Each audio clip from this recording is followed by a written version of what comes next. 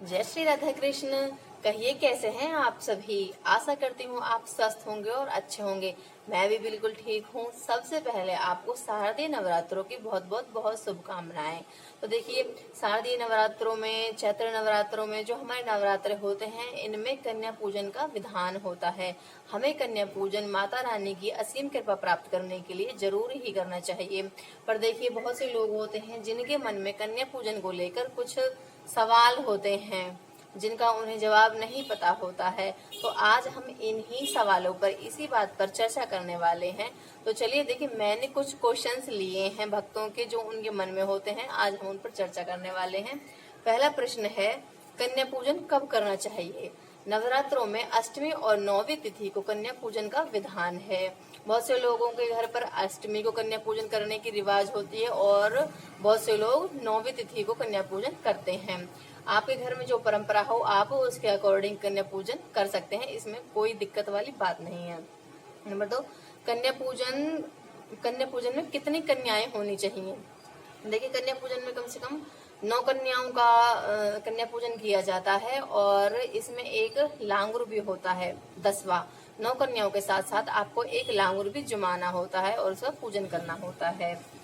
किस तरह कन्या पूजन करें और इसकी विधि क्या है। तो देखिए, कन्या पूजन करने के लिए हमें, जैसे हम अष्टमी को कन्या पूजन करने वाले हैं, तो सप्तमी तिथि को हमें एक दिन पहले निमंत्रण देना होता है कन्याओं को, और अष्टमी तिथि को फिर उन्हें बुलाकर अपने घर लेके आना होता है। जब कन्याएं हमारे घर में आती हैं तो सबसे पहले हमें उनके चरण धुलाने होते हैं और फिर उसके बाद उनको साफ स्वच्छ आसन देकर, उनको रोली चंदन का तिलक लगाकर फिर उनको भोजन कराया जाता है और उनको विदा करते समय उनके चरण स्पर्श किए जाते हैं, उनसे आशीर्वाद लिया जाता है और उनको उपहार दिया जाता है, उनको दक्षिणा दी जाती है।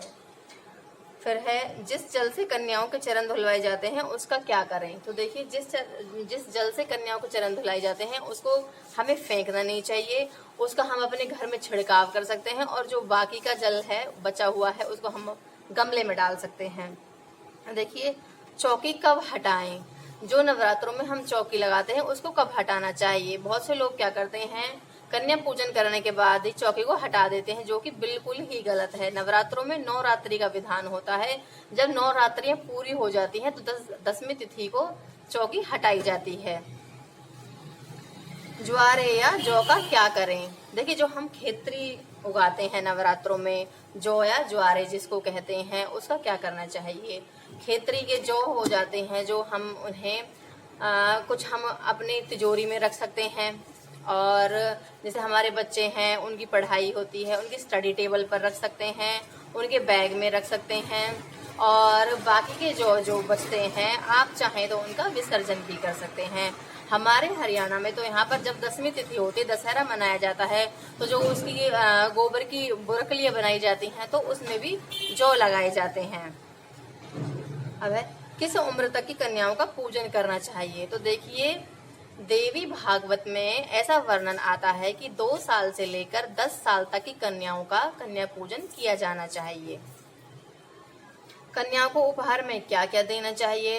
तो देखिए, कन्याओं को उपहार में आप कन्याओं की मनपसंद चीज दे सकते हैं, जैसे कि उनकी पढ़ाई से रिलेटेड कोई भी वस्तु दे सकते हैं। उनको पेन, पेंसिल, उनकी नोटबुक हो गई, या फिर उनकी हेयर एक्सेसरीज हो गई, जैसे कि क्लिप है, हेडबैंड है, उन्हें खाने पीने की कोई भी चीज दे सकते हो। और इसके साथ दक्षिणा देनी बहुत जरूरी होती है। अपनी सामर्थ्यता के अनुसार 5-10 रुपए जितना भी आपसे बन पड़े, दक्षिणा में पैसे अवश्य ही दें। पीरियड्स में कन्या पूजन कैसे करें। देखिए, पीरियड्स में कन्या पूजन आप नहीं कर सकते हो। अगर आपके घर में कोई अन्य महिला है तो वो कन्या पूजन करे, वो ही भोग प्रसाद बनाए। आप ना तो भोग प्रसाद बना सकते हो, ना ही पूजा कर सकते हो, और ना ही कन्या पूजन कर सकते हो।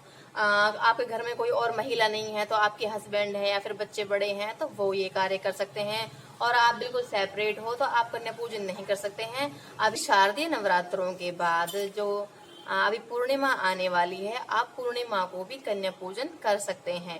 इसका भी आपको नवरात्रों में कन्या पूजन जितना ही फल मिलेगा।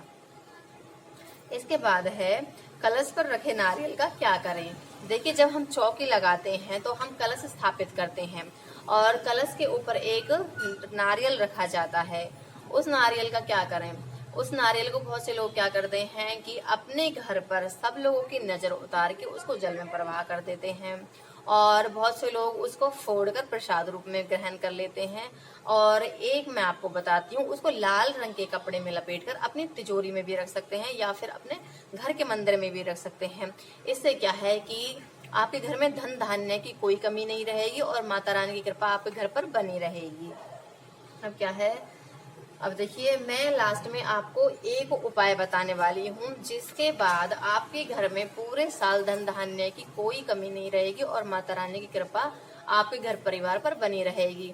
जब कन्याएं आती हैं और उनकी विदाई से पहले जब हम उनका आशीर्वाद लेते हैं तो आपको कन्या के हाथ में कुछ अक्षत देने हैं। अक्षत से मतलब होता है जो चावल टूटे ना हो।